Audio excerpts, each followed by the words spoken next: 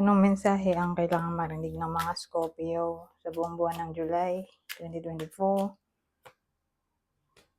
Pero wait lang. Yung instruction ko, pwedeng nangyayari na to o mangyayari pa lang. Kung hindi man mag-resonate sa inyo ang reading, pwede rin mag-resonate sa someone na kakilala nyo. So, pwede rin sa puso nyo, anak, kapatid, magulang, kaibigan, kapitbahay, etc. Magsimula na tayo. Ito, may senior tayo. Oh, ano to?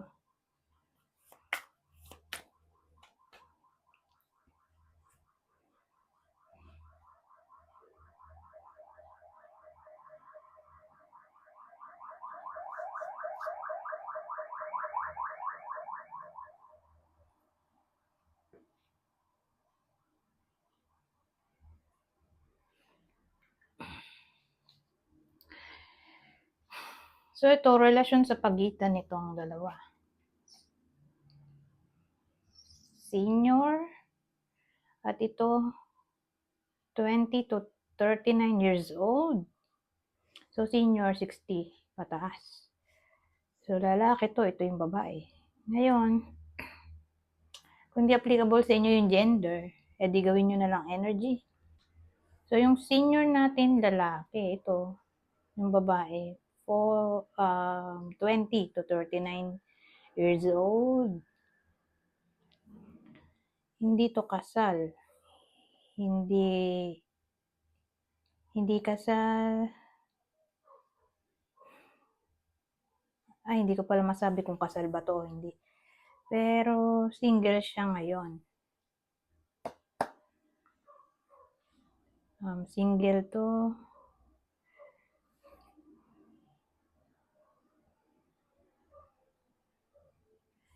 Ito ba, ex niya to?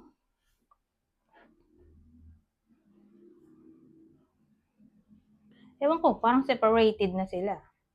Ex niya to, itong babae. Hindi siya mayaman. Hindi ko alam kung kasal ba to. Pero single siya ngayon, ha? Walang anak. Hindi mayaman. Walang stable job. O baka walang work. Nowadays, ito.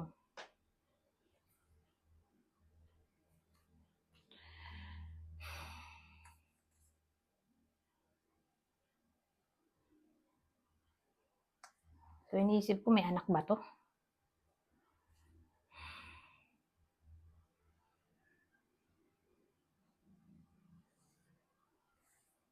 Walang anak din to. Wala rin siya anak. Ex, mag-ex sila.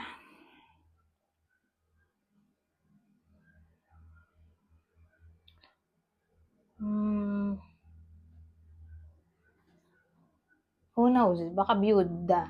O byuda to. Pwede rin. O ex-husband niya to. Hindi to ex-husband, ex-boyfriend lang kasi hindi naman sila kinasal. So, kunin nyo lang yung info na sa tingin nyo ay fit sa sitwasyon nyo. So, dito. So, again, pwedeng byuda to. Byuda yung babae.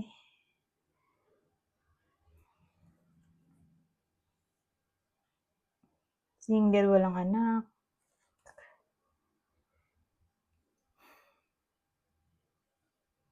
Wala nang maisip.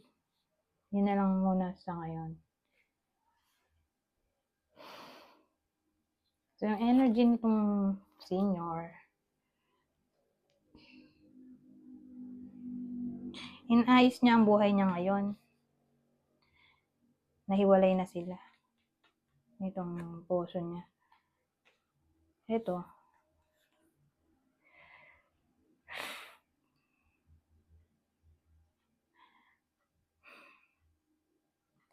So, yung babae in pain nowadays, nagso-soul searching o lonely. No contact na siguro sila ngayon.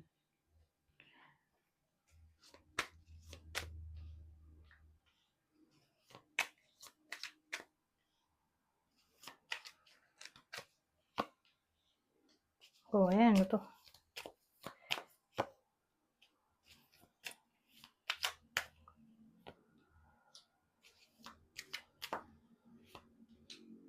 Walang lumabas na tao, di pa ganun. Ang basa ko pa ganun. Okay?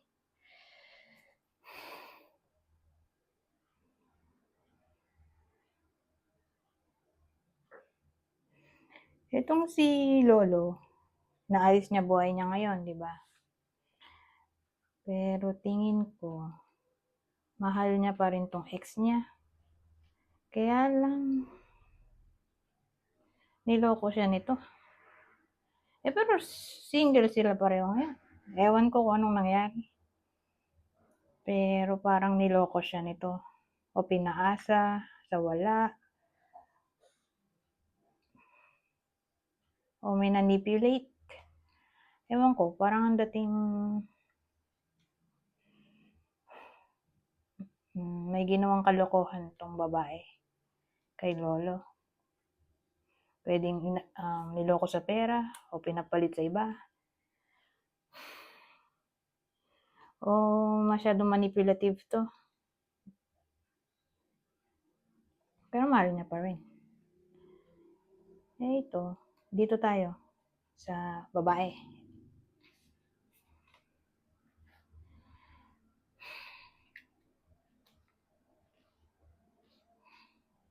So, meron tayong Ace of Swords, sa kabaliktad na Three of Pentacles.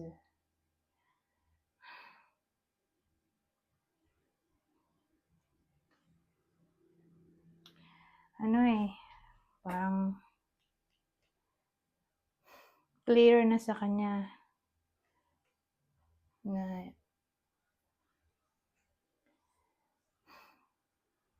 imposible nang maayos yung connection nilang dalawa dahil parang walang teamwork. Incompatible sila. Yun ang dating. Para kasing nasayang, feeling nitong babae, nasayang yung panahon, oras niya. Nagkamali siya ng pinili, parang gano'n.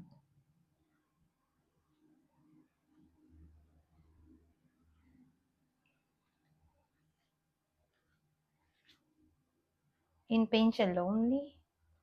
Ngayon na hindi na sila nag-uusap. Anyways, anong future? Potential outcome ng connection na to o future.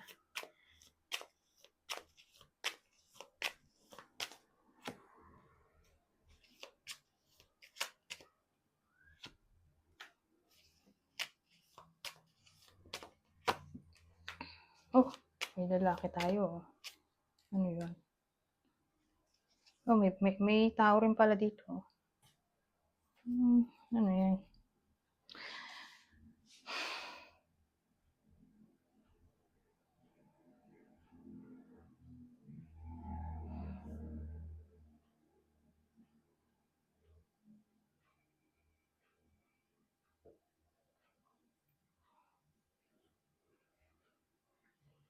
Kasi ito, mas bata to, di ba? Itong babae sa lalaki. Yung lalaki, literal na mas matanda. So, ito na siguro siya. Ito, kasi ito.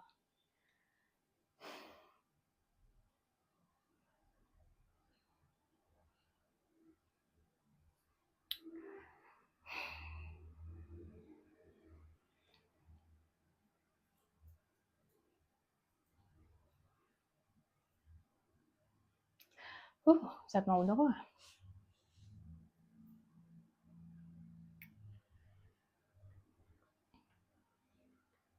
So, gano'n na nga lang. Ang hirap eh.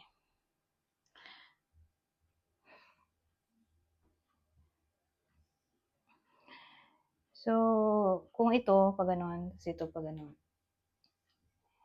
Tingin ko si Lolo, hindi agad makaka-move on dito sa person niya. Feeling niya ito na, yung person niya yung kanyang dream come true. Pero nagkamali siya. Pero kahit ganun, di pa rin siya makamove on. Dito naman sa babae, ayaw niya makipag-ayos dito kay Lolo.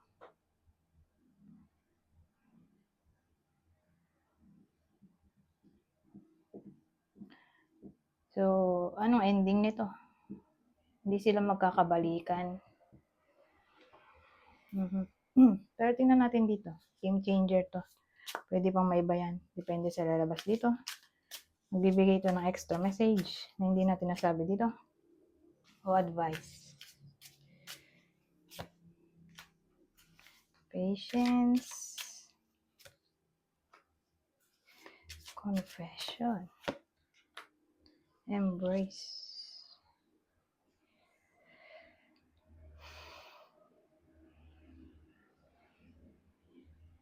So sabi dito, patience, manifestations are on the way, confession, releasing a secret, pursuing virtue through honesty, embrace, find peace with your current state of being.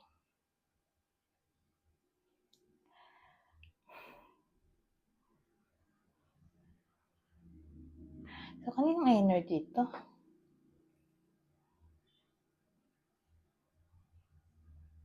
So kaninong energy yan? Hindi ko masabi. Dalawa yung tao. Tingnan natin anong lalabas dito. Babae ba? Lalaki?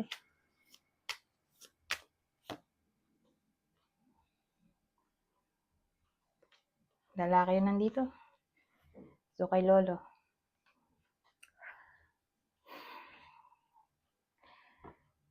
So ang dating be patient para kay Lolo. Ngayon na hihirapan siya. May mamanifest daw siya dito. Oh. So again, para kay Lolo. Kailangan lang niya maghintay. Pero ang dating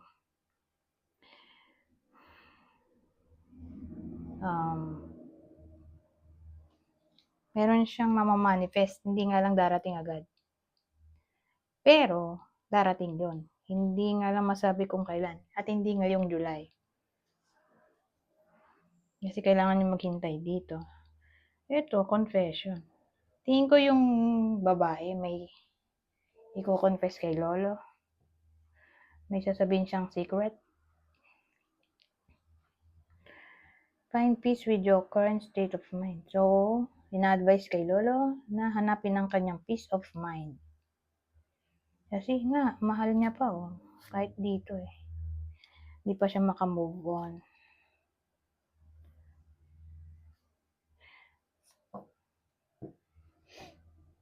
So anyways, alamin natin kung sino ang possible partner ng Scorpio sa kwento na to. Regardless kung babae o lalaki yung nanonood o kung sino man siya dito sa kwento. Ito yung partner ng Scorpio, ha? Aries, Cancer, Libra. Ngayon, kung hindi nag-resonate sa inyo, at tingin nyo nag-resonate sa kakilala nyo, ito yung possible partner. I mean, possible zodiac sign ng kakilala ng Scorpio. Natatama ng reading na to.